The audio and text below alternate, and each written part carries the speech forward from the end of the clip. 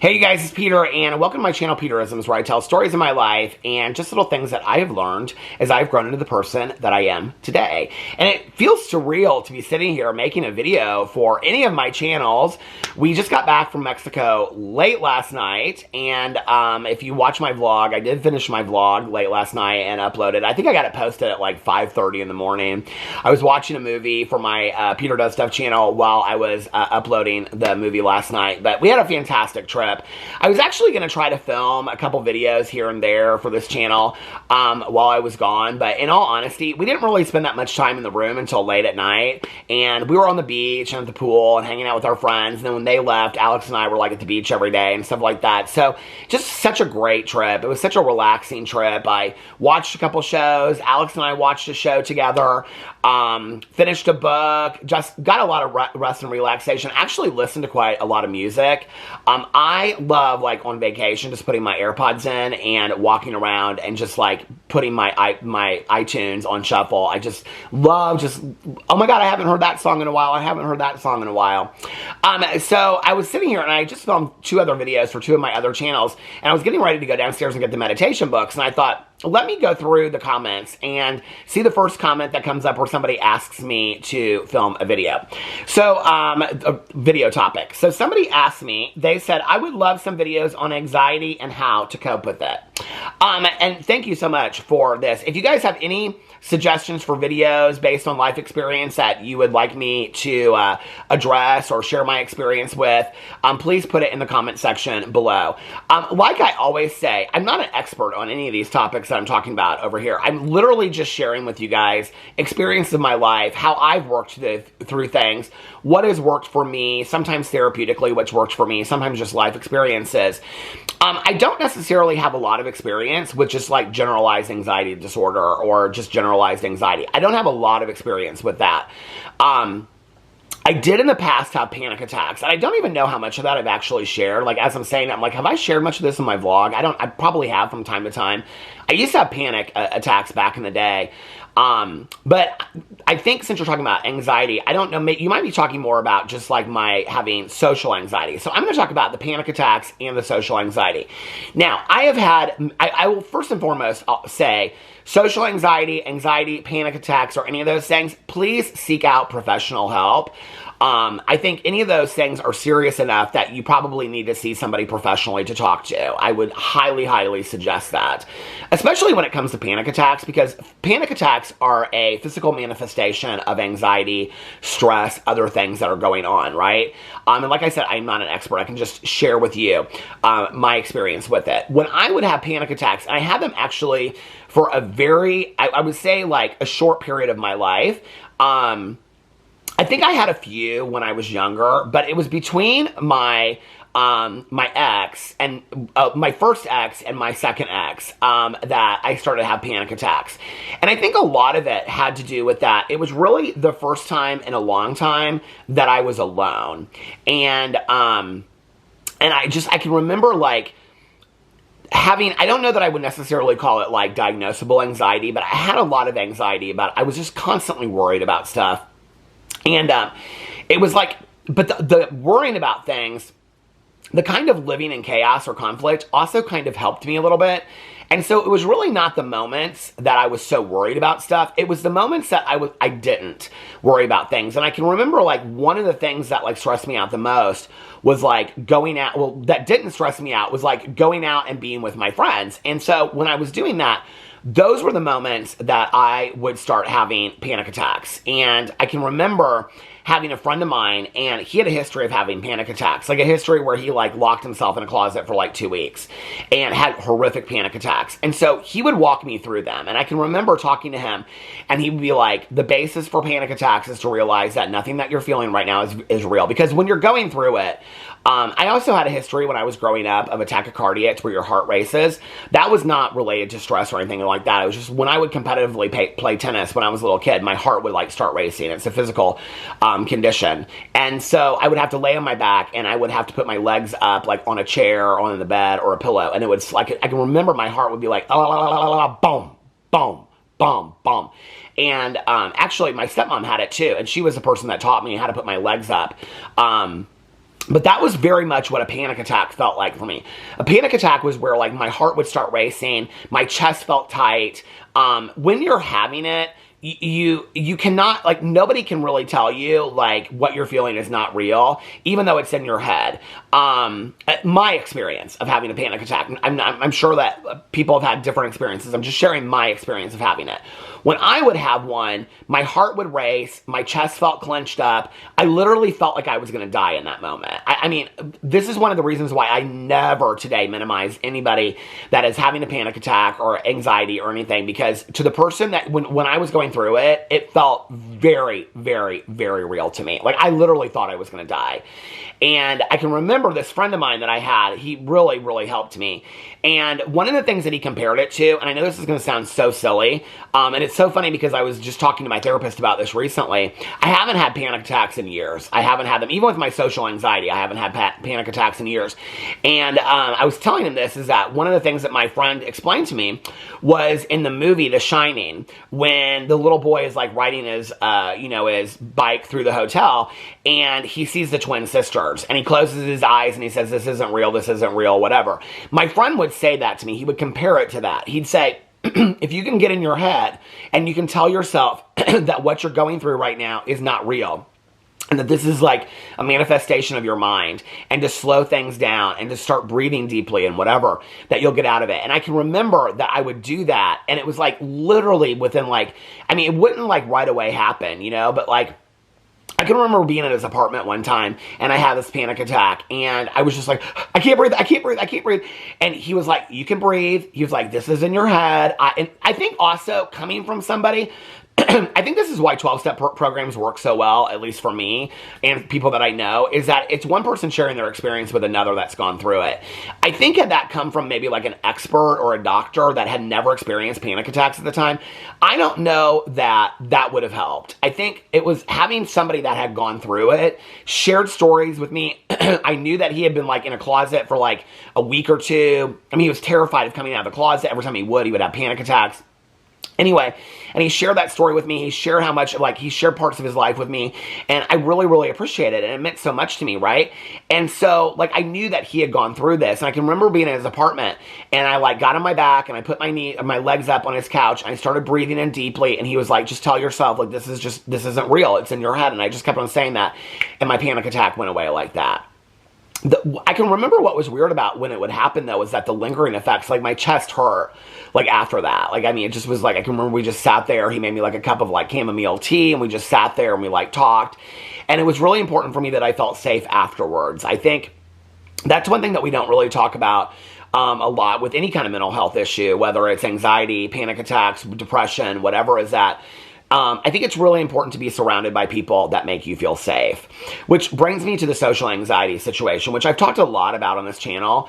I think the social anxiety for me, I think it probably stems a lot from being bullied when I was a kid and being forced into situations that I didn't know what the outcome was going to be. And what I mean by that is that I had to go to school, right? Like, when I was growing up, I don't remember, and I don't even know that that would have been an option for my parents had I brought it to them. I think they would have, like, tried to, like, put me in a private school or something like that. But I don't really remember a lot of people that were homeschooled when I was growing up. I mean, like, maybe super, like, evangelical Christian people, every once in a while you'd hear about that. But I don't remember, like, that even being an option where people were just, like, homeschooled, I don't remember that as an option at all, especially in elementary school.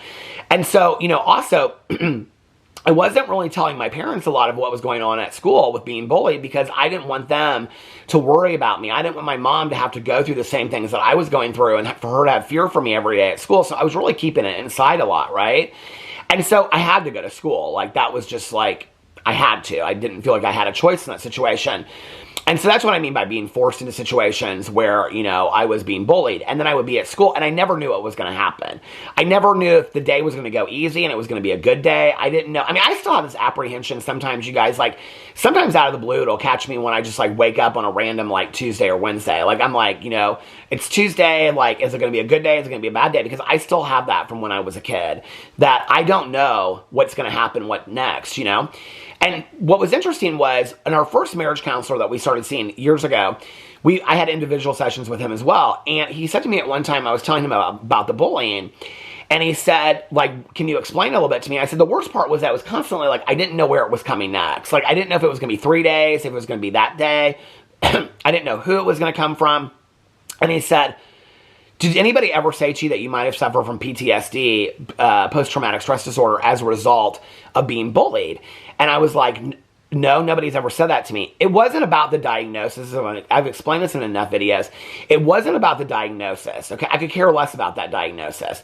It was about the first time that somebody had seen me, like looked at me and validated for me by taking it to that place and saying, do you think that you could have suffered PTSD as a result, okay, of what you went through for 12 years of your life every single day? 12 years. You know, I remember... So anyway, it was the first time that I felt seen, that somebody had really I mean, I had told a lot of people at that point. It was the first time that somebody validated for me the level and the extent that it went to. Like, how bad it really was for me. It was the first time that I ever felt like somebody really took me seriously about talking about it. Because everybody else I'd share would be like, oh, that was so long ago, why aren't you over it now, blah, blah, blah. You know, I remember years ago, and I think this is part of the reason why I connect so much when I, like, read stories about senior rescue dogs or rescue animals today, is that I saw this documentary years ago, and I can't remember what it was called. I remember one of my good friends was, like, friends with this guy, and they would go in, and they would, like, rescue these dogs out of, like, dog mills and places like that. And they showed these dogs in this one house. They had, like, cage upon cage upon cage, and they had, like, 3 or 4 dogs, like, all stuffed into these little cages. It was so sad. And these dogs were like, you know, 10 to 14 years old. And I remember they showed this one dog, and it was like this little dog, and was matted and horribly, you know, just like not taken care of whatsoever. And was just in the corner like this, just like shaking, right? And I remember that this guy like went to go like pull the dog out, and the dog was extremely terrified and apprehensive. And sometimes those dogs are aggressive and things like that. And because they don't know like how to respond, like, and I'll never forget what he said. Is he said, some of these dogs were born into fear, and all they've known their entire life is fear. Well, that's a pretty powerful statement, okay? And when people tell me, like, it's so long ago, you need to get over it, blah, blah, blah. Those were we talk so much about, people want to take so seriously the foundation years of kids growing up, that kids are not fully adults until they're 25, you know, things like that. I was bullied every single day, except for summer, from the time that I was like 5 or 6 until the time I was 18, okay? I mean, we're talking a long, long, long time of everyday abusive behavior.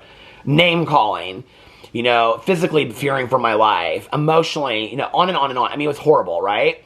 And I don't want to live as a victim of that today, but it's important that I understand it. It's important that I understand how it affects me today.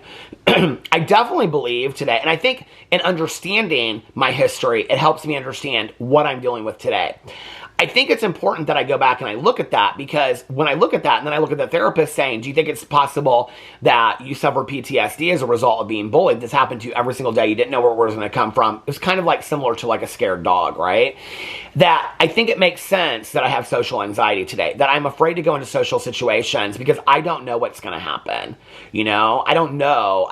And you know what's so weird is that I used to do speaking engagements where I would go to like conferences and I would share my story of sobriety and things like that. And I would go speak to like 500 to 1,000 people. That did not terrify me.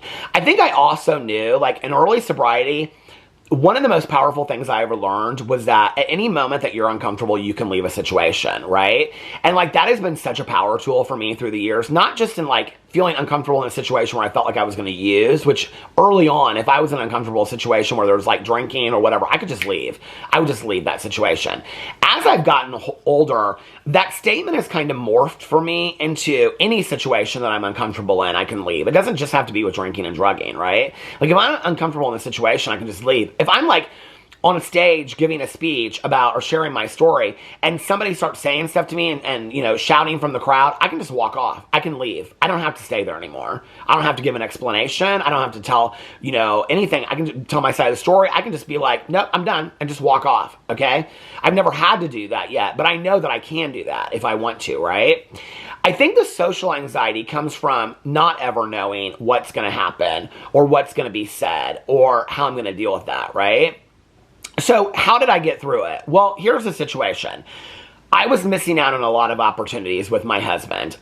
We would get invited to a lot of things. We would get invited to engagement parties, you know, couples dinners, things like that. And I would not go. I would not go to any of it. And he knew why. And I'd say, I just don't know. Like, I don't know these people very well. Like, this scares me. Like, I only know one person, blah, blah, blah. He knew it, right? But it was getting to a point where I was missing a lot out. And then my friend Erin has a Halloween party every year. She started it like, I think before we even met. So 20 years she's had this Halloween party. And so she was having a Halloween party with her ex. My friend Melissa, who's Erin's best friend, called me to ask me like if we were going, what time we were going, and whatever. And I said, well, I'm not going to go, but Alex is going to go.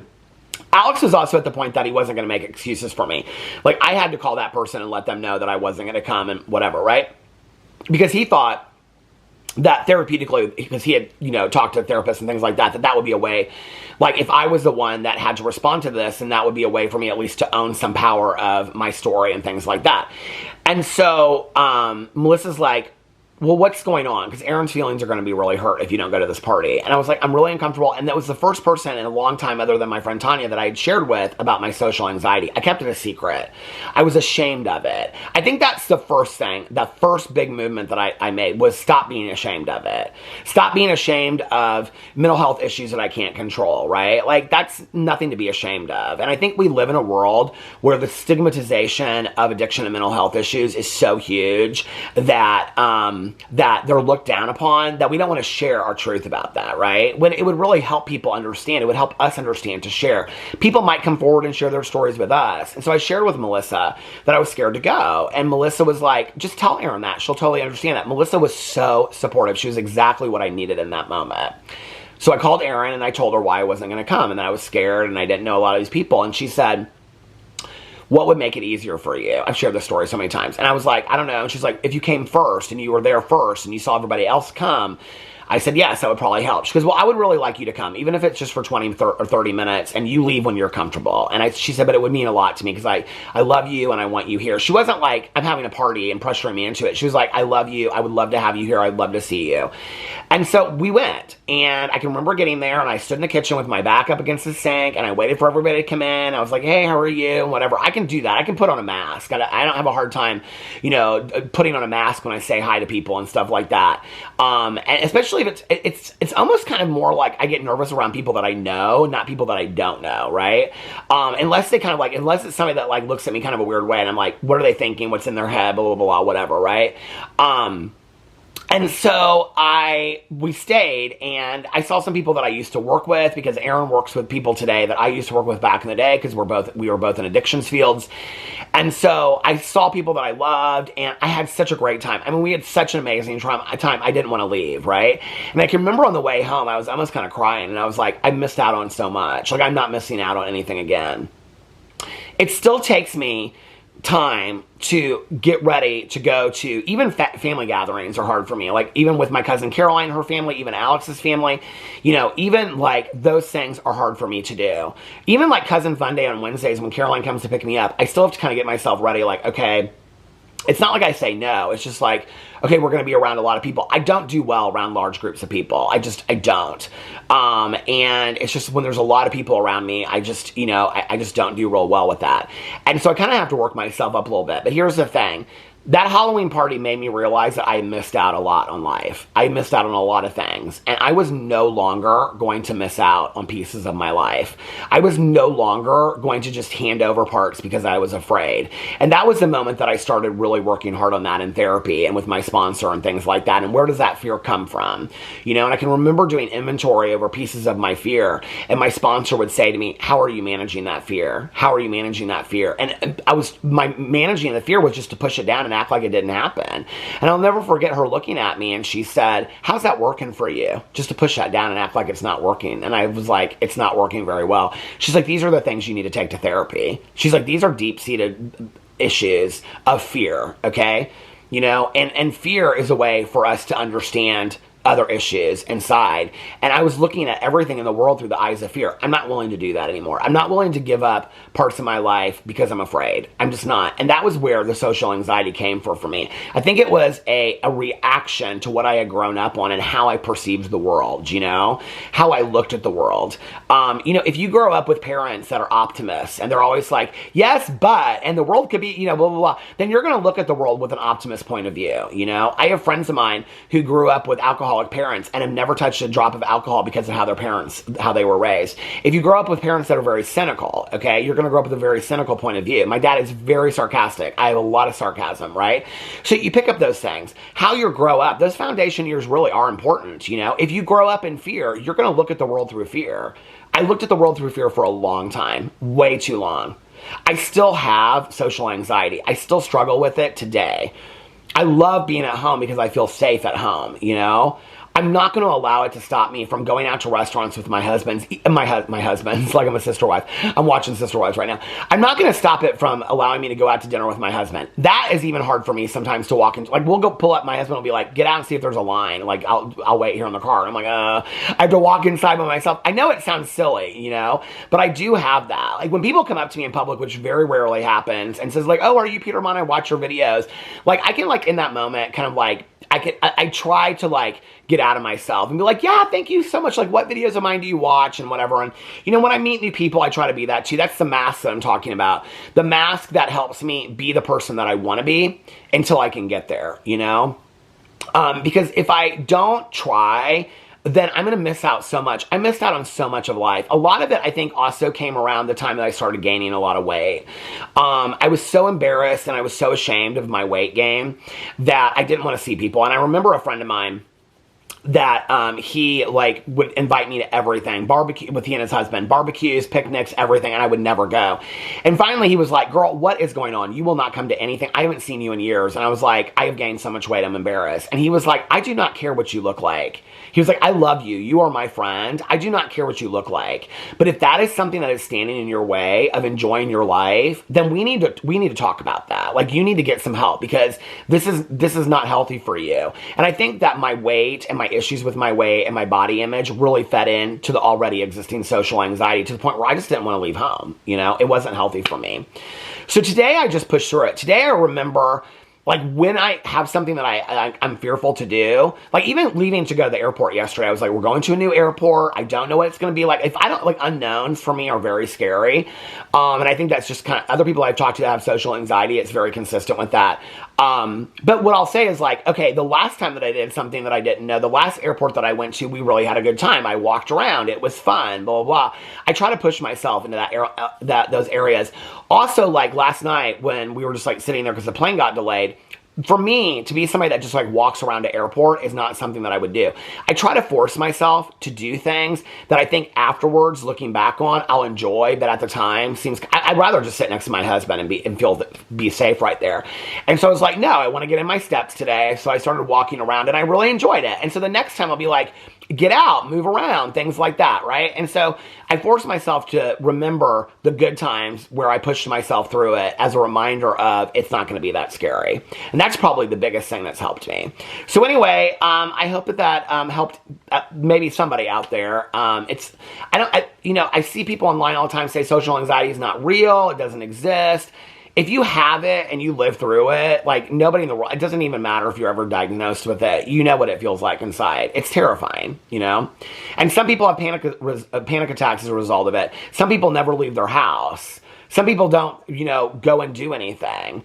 And there's moments with that for me. There's moments when I have planned to do things and at the very last minute, it's so overwhelming. I'd love to tell you that today I'm completely over it. I'm not. There's still moments today where I'll be like, I can't tonight. Like, I just can't. I need to feel safe in the house, So anyway, and this is the other thing. I don't shame myself. In the past, I would shame myself for those moments where I wouldn't go do something. I'd be like, damn it, you let this get the best of you, whatever. It's a mental health issue. I'm not beating myself up over a mental health issue.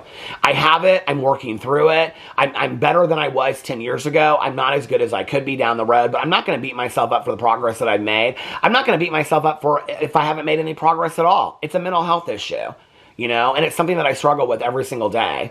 Don't ever beat yourself up for your mental health issues at all. And, you know, and I think part of it for me was also embracing that that's part of who I am. It's part of the language that I speak. It's part of how I look at the world. And that's part of what makes me unique and who I am today. And I'm not going to be ashamed or afraid of talking about it or, you know, sharing that with other people. It's part of who I am. It's nothing to be embarrassed or ashamed of. Anyway, I hope that helps somebody out there. Let me know what you think in the comment section below. I love you guys, and I will see you tomorrow. Bye.